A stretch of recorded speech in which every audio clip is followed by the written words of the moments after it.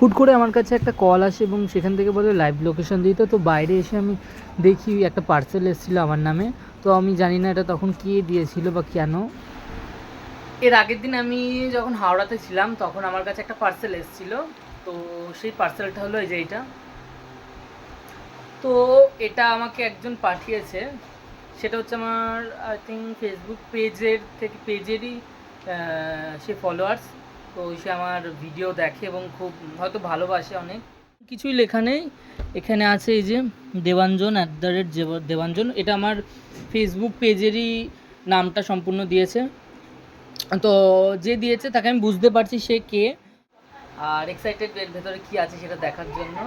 তো অনেক অনেক ধন্যবাদ এটাকে এইভাবে পাঠানোর জন্য। কিন্তু নেক্সট টাইম থেকে এরকম যেন কিছু আর না হয়, তাহলে আমি আরও বেশি খুশি হব। তাছাড়া তেমন কিছুই দেওয়া নেই। পরে আমার কাছে যখন কল আসে তখন বলে আপনার জন্য একটা পার্সেল আছে, তো আপনি কোন জায়গাটায় আছেন একটা লাইভ লোকেশন বলুন।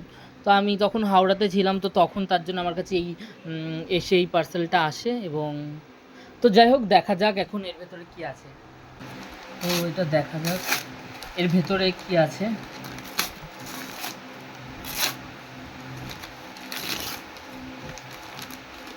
এটা কি? ওয়াও, আমুলের একটা চকলেট। এটার জন্য আমি সবচেয়ে বেশি খুশি হয়েছি, কারণ আমার ফেভারিট হচ্ছে এই চকলেটটা। তো এটার জন্য অনেক অনেক ধন্যবাদ। বাট এরপর থেকে যেন এরকম আর কিছু না হয়। আর তোমরা কেই এর আগেও আমার কাছে এসেছিলো, বাট তখন আমি এরকম কিছুই বলিনি। তো দেখা যাক এটার ভিতরে কী হতে পারে।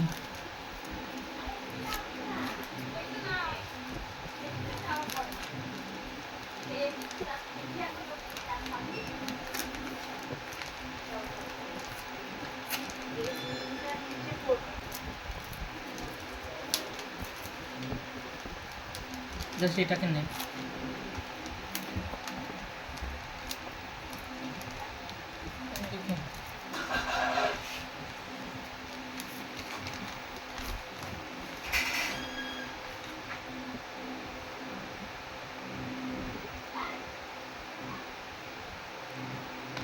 এটা খুব সুন্দর হয়েছে, থ্যাংক ইউ সো মাচ এটা গিফট করার জন্য। তবে এইরকম যেন আর কোনোদিন না হয়। আর একটা এর সঙ্গে একটা চিরকুট আছে, তো দেখি চিরকুটে কি লেখা আছে। প্রিয় দেবাঞ্জন, হাতের লেখা হলেও মার্জনীয়, খুবই সামান্য একটি উপহার দিলাম। জানি তোর একটা পছন্দ হবে না, কিন্তু বন্ধু ভেবে গ্রহণ করিস।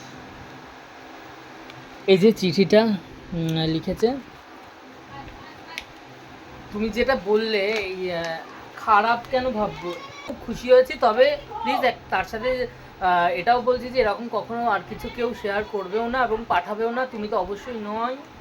বাট এটা সত্যি খুব সুন্দর হয়েছে। ভালোবাসার জিনিস যদি মানে সামান্য একটা সুতো হয়, সেটা অনেক দাম সেটার। এবং আমি জানি, এবং আমার সত্যি খুব খুব খুব ভালো মানে খুব ভালো লেগেছে।